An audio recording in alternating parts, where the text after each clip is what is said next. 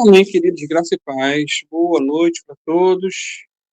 Glória a Deus. Louvado seja o nome do Senhor pela vida de cada um e com boa vontade vamos estar participando dessa nossa EBT das terças-feiras. Queridos, eu quero tratar de um assunto hoje interessante que não vai ser concluído hoje, mas vai levar um bom tempo, algumas semanas. Eu quero dar aos amados uma visão um tanto quanto ampla do Antigo Testamento, né? A proposta dessa série de estudos é apresentar aos irmãos uma visão geral, não entrando em detalhes, mas vamos estar focando nos pontos principais e, à medida do possível, fazer aplicações pertinentes para as nossas vidas. Então, a proposta é como se você estivesse, por exemplo, vamos lá, no Pão de Açúcar, né? E do Pão de Açúcar tendo aquela visão ampla do Rio de Janeiro. Você não consegue ver muitos detalhes, mas os pontos principais você consegue contemplar.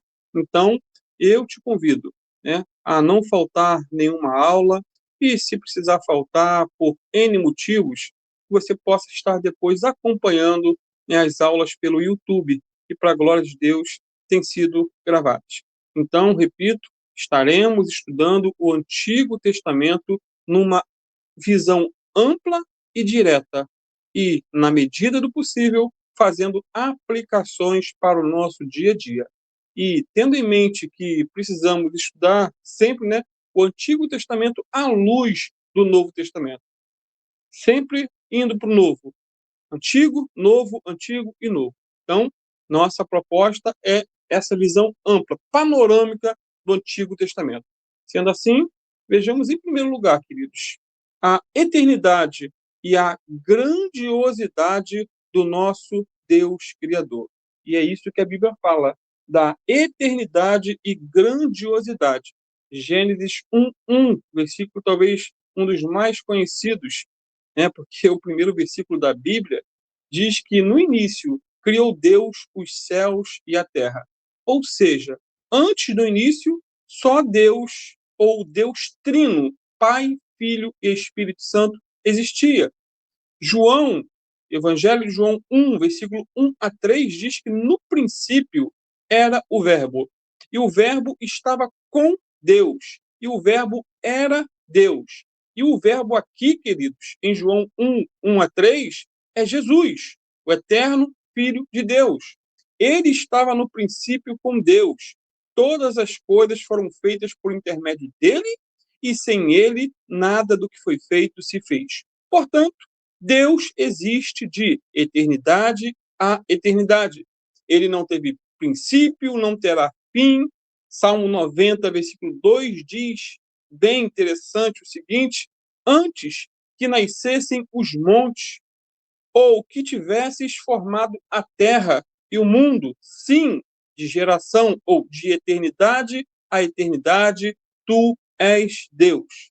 Irmãos, Deus não teve origem. Ninguém criou Deus. Ele é a origem de tudo. Ele não foi criado. Ele é o criador de todas as coisas. Ele é a causa de todos os efeitos. Ele é o criador dos céus, da terra, do mar e de tudo o que neles há. Lá em Hebreus, capítulo 1, versículo 1 e 2, é interessante que diz: havendo Deus antigamente falado muitas vezes e de muitas maneiras aos pais pelos profetas, nesses últimos dias, porém, ele nos falou pelo Filho, ou seja, por Jesus, a quem designou herdeiro de todas as coisas e por meio de quem também fez o universo. Ou seja, Jesus é, juntamente com o Pai e o Espírito Santo, o Criador do universo. Aí eu te faço uma pergunta. Você sabe qual o tamanho do universo criado pelo nosso Senhor e Salvador Jesus? Aquele que se fez homem, habitou entre nós? Você sabe qual o tamanho do universo? Queridos, o universo ele é tão grande que não pode sequer ser calculado. Os astrônomos, agora, atualmente, né, com o envio do James Webb, para o universo, para o espaço, eles calculam, os astrônomos calculam, supõem, essa é uma suposição, que existam pelo menos 2 trilhões de galáxias no universo. 2 trilhões. Foge ao nosso raciocínio. E é interessante que eu já estudo esse assunto há pelo menos 20 anos. E há 20 anos, o cálculo de galáxias girava em torno de 125 bilhões. E agora, com o advento, com o avanço da tecnologia, já está em 2 trilhões de galáxias. E a nossa galáxia, a Via Láctea, seria apenas uma gota nesse vasto oceano. A Via Láctea, ou caminho de leite, que é a tradução da palavra Via Láctea, localiza-se no sistema solar e tem um diâmetro aproximado de 105 mil anos-luz. Só a nossa galáxia, de 2 trilhões de galáxias no universo. A nossa tem um diâmetro aproximado de 105 mil anos-luz. Ou seja, para ir de uma extremidade à outra dessa galáxia, da nossa, seria necessário 100 mil anos-luz, viajando na velocidade da luz. É claro, é óbvio. Pode parecer bastante, mas para as dimensões do universo é muito pouco. Pequeno, pequeno demais. Andrômeda, por exemplo, é a nossa vizinha. É a galáxia mais próxima da Via Láctea. Está a 2,3 milhões de anos-luz. Irmãos, um ano-luz equivale à distância percorrida pela luz no vácuo. Em um ano, a 300 mil quilômetros por segundo. Para você ter uma ideia, um ano-luz equivale a 2,5 trilhões de quilômetros. Aí eu digo, como é grande o universo? E mais, como é grande o universo que Deus criou? E como é grande o Deus que criou o universo? Como é sábio e tremendo o Deus que amamos? Platão, filósofo grego, dizia que, para se crer em Deus, bastava erguer os olhos aos céus. E como isso é verdade? E o que falar das estrelas? E o que falar das estrelas? Só em nossa galáxia aqui, na Via Láctea, existe ou estima-se que tenha aproximadamente de 200 a 400 bilhões de estrelas. O cálculo por baixo de estrelas no universo gira em torno de 10 sextilhões. Dobra até a língua para falar o número de estrelas no universo. E o mais lindo, mais tremendo, é que Isaías 40, versículo 26, diz o seguinte: levantai ao alto os vossos olhos e vede, quem criou estas coisas? Foi aquele que faz sair o exército delas segundo o seu número. Delas quem? Das estrelas. Ele as chama a todas pelos seus nomes. Cada estrela. Cada uma dessas 10 sextilhões de estrelas. Ele chama cada uma por seus nomes. Por ele ser grande em força e forte em poder. Nenhuma faltará. Lindo, queridos. Salmo 147:4 diz que Deus conta o número das estrelas, chamando-as todas pelos seus nomes. Portanto, Deus é o alfa de tudo que existe. Ele também é o ômega.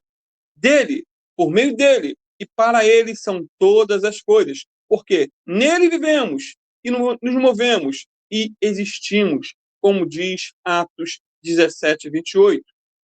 Queridos, a Bíblia diz que no princípio criou Deus os céus e a terra.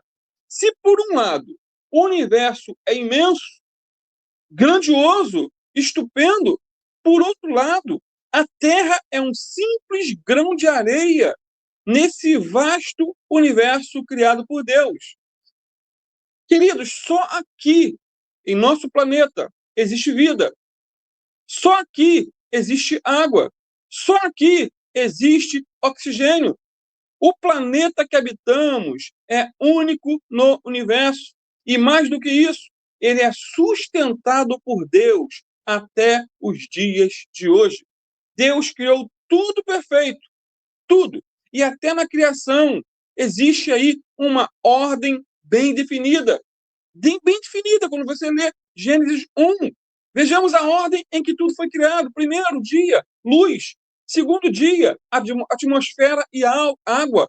Terceiro dia, terra e plantas. Quarto dia, luzeiros, lua, sol, estrelas. Quinto dia, aves e peixes. No sexto dia, Deus criou os animais, o homem e a mulher, como está escrito também e confirmado em Atos 17, 26. E o primeiro casal caiu em pecado, como sabemos, e toda a raça humana foi precipitada nesse, por assim dizer, abismo de depravação total, pois todos estávamos em Adão.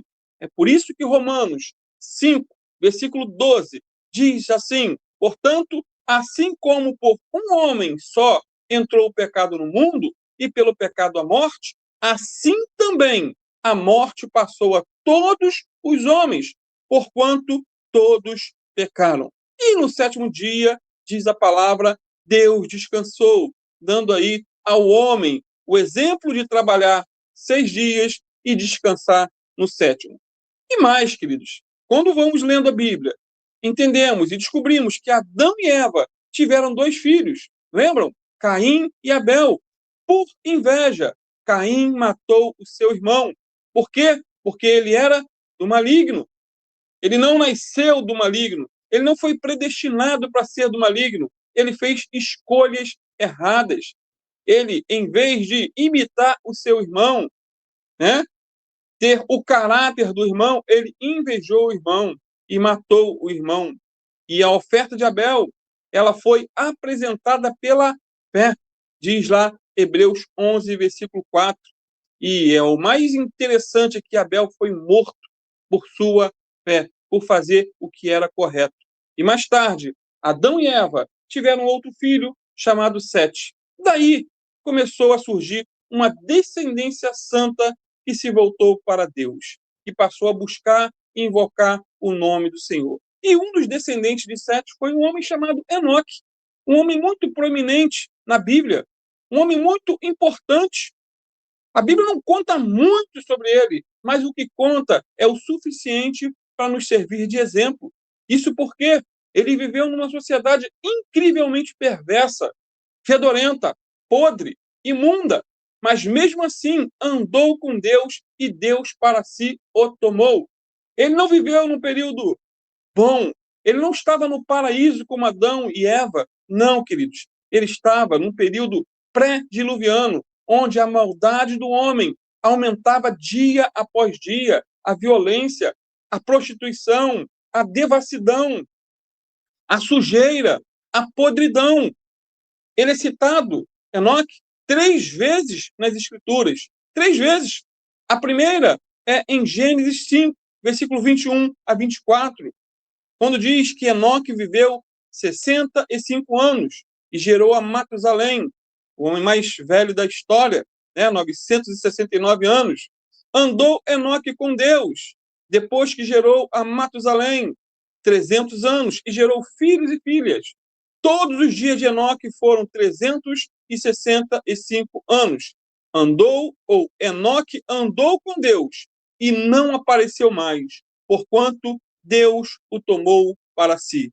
Aí surge uma pergunta que não quer calar. Uma pergunta fundamental. O que significa andar com Deus? Como que Enoque andou com Deus? Não tinha Bíblia, não tinha igreja, mas ele andou com Deus.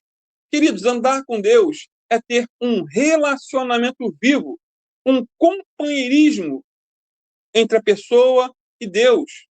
O andar junto implica conhecimento pessoal e compreensão cada vez maior daquele com quem andamos.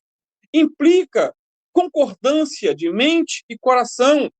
O profeta Amós corretamente fez uma pergunta: andarão 2 juntos? Se não houver entre eles acordo? Amós 3:3, há uma intimidade, queridos, uma comunhão e uma alegria de companhia entre dois que andam juntos. Quando é Deus a pessoa com quem andamos, há aí também uma hierarquia. Assim como quando os discípulos andaram com o Senhor Jesus. Um é o Senhor, o outro é o discípulo. Um é o professor, o outro é o aluno ou o estudante. Um é o pai, o outro é o filho. E eu gosto muito da definição que o pastor Thomas Watson deu sobre andar com Deus. É bem interessante andar com Deus. Ele disse que andar com Deus é andar pela fé. Nos é dito para nos aproximarmos de Deus em Hebreus 10:22 e termos comunhão com Ele. E que a nossa comunhão é com o Pai, lá em 1 João 1:3. Logo, queridos, temos que dar uma volta com Ele todos os dias pela fé. Dar uma volta com Deus em oração, consagração, dedicação, disciplina. Salmo 85:15 diz que bem-aventurado o povo que anda, ó Senhor, na luz da tua presença. Diz ainda que andar com Deus é como andar entre canteiros de temperos que exalam um aroma perfumado, um aromático perfume. É muito gostoso. Porém, queridos, é possível conviver com fezes humanas e se sentir no jardim.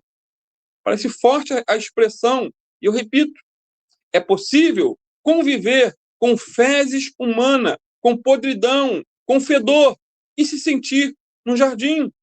Conta-se, por exemplo, a história de um pastor chinês que estava aprisionado num campo de concentração na China por ser cristão, única e exclusivamente por crer na Bíblia, por crer em Jesus como Senhor e Salvador. Por isso ele estava preso. Isso não é história de pescador, mas é um fato real. Ele era responsável pela limpeza e esvaziamento dos vasos sanitários do campo de concentração. Todos os dias, ele pegava as fezes de todos os detentos num balde e espalhava no campo como fertilizante.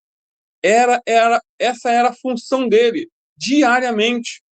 Queridos, o cheiro era tão terrível, mas tão terrível, que os guardas se afastavam ao máximo, dando a esse pastor um espaço suficiente, grande, à medida que ele fazia aí o seu trabalho de espalhar fezes no campo. Eles ficavam à distância, deixavam o pastor trabalhar à vontade. E por essa razão, esse pastor veio amar a sua ocupação humilhante. Ele gostava de ficar no meio das fezes. Sabe por quê, queridos? Sabe por quê? Porque estando longe dos soldados, ele podia conversar com Deus à vontade e podia também cantar hinos de adoração sem temor, sem medo. E se ele não estivesse naquela função, seria impossível orar e adorar a Deus em voz alta. E ele alegremente chamava aquele chiqueiro onde trabalhava de seu jardim. Inclusive, ele escreveu até um poema que dizia: eu venho sozinho ao jardim, enquanto o orvalho ainda está nas rosas. E ele anda comigo e fala comigo. Ele me diz que eu sou dele. E a alegria que compartilhamos quando nós ficamos ali, nem um outro jamais conheceu.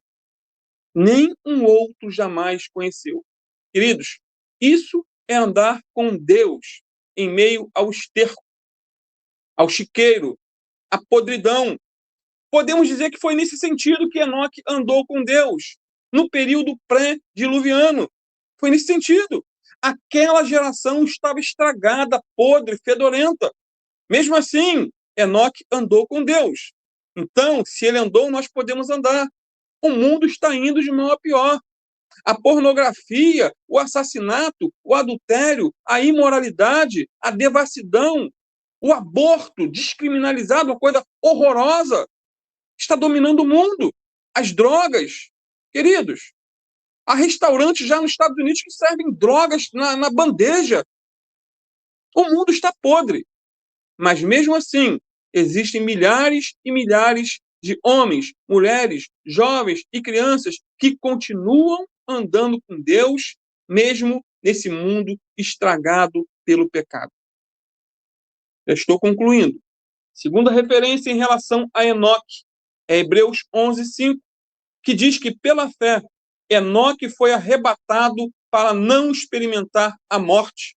E não foi achado, pois Deus o arrebatara, visto que, antes de ser arrebatado, havia sido aprovado por agradar a Deus. Orar, meditar sobre a palavra, adorar, ter disciplina, tudo isso nos ajuda a andar e agradar a Deus. Assim, Enoque andava. Assim, Enoque andava. Enoque andou com Deus em um mundo perverso antes do dilúvio e manteve a sua vida limpa. Um dia, Enoque foi levado para o céu, foi arrebatado, ou a palavra diz trasladado, que significa levado de um lugar para outro, e não foi visto mais. O interessante é que Abel, quando citado na galeria dos heróis da fé, antes de Enoque, nós vemos que ele teve uma morte violenta. Mas Enoque não morreu. Um sofreu para morrer, o outro foi poupado do sofrimento e levado diretamente para o céu. Queridos, Deus tem um plano diferente para cada um de nós, para cada um daquele que crer nele. Alguns vão morrer sofrendo, outros vão morrer de velhice. Os apóstolos, todos, quase todos, morreram como mártires. João morreu de velhice. Voltando a Enoque, alguns veem aí no traslado de Enoque, quando diz que ele foi arrebatado, foi procurado e não achado, vem nisso uma imagem do arrebatamento da igreja quando Cristo Jesus voltar. É disso que fala 1 Tessalonicenses 4, versículo 13 a 18, que eu estarei lendo. É bem interessante, guardem essa referência. 1 Tessalonicenses 4, 13 a 18. Não queremos, porém, irmãos, que sejais ignorantes acerca dos que já dormem, para que não vos entristeçais como os outros que não têm esperança. Porque se cremos que Jesus morreu e ressurgiu, assim também aos que dormem, Deus, mediante Jesus, os tornará a trazer juntamente com ele. Dizemos-vos, pois, isto pela palavra do Senhor, que nós, os que ficarmos vivos para a vinda do Senhor, de modo algum precederemos os que já dormem. Porque o Senhor mesmo descerá do céu com grande brado, a voz do arcanjo, ao som da trombeta de Deus, e os que morreram em Cristo ressuscitarão primeiro. Depois nós, os que ficarmos vivos, seremos arrebatados juntamente com eles nas nuvens ao encontro do Senhor nos ares, e assim estaremos para sempre com o Senhor. Portanto, consolai-vos uns aos outros com essas palavras. Ou seja, assim como Abel, milhares terão que enfrentar a morte e depois serão ressuscitados na volta do Senhor. Porém, outros milhares serão como Enoque, que não experimentarão a morte, mas serão levados para os céus dos céus com o Senhor no dia da sua volta. Queridos, a presença de Deus transforma até as piores circunstâncias em camas de rosas, simplesmente porque Ele está conosco. Se tivermos que enfrentar a morte e não contemplarmos o dia da volta do Senhor, temos que ter a convicção de que Ele estará conosco. E a última referência em relação a Enoque, para concluir finalmente, é Judas, versículo 14 e 15, que diz: para estes também profetizou Enoque, o sétimo depois de Adão, dizendo: eis que veio o Senhor com seus milhares de santos para executar juízo sobre todos e convencer a todos os ímpios de todas as obras de impiedade que impiamente cometeram e de todas as duras palavras que ímpios pecadores contra ele proferiram. Então, Enoque aqui é apresentado como um profeta.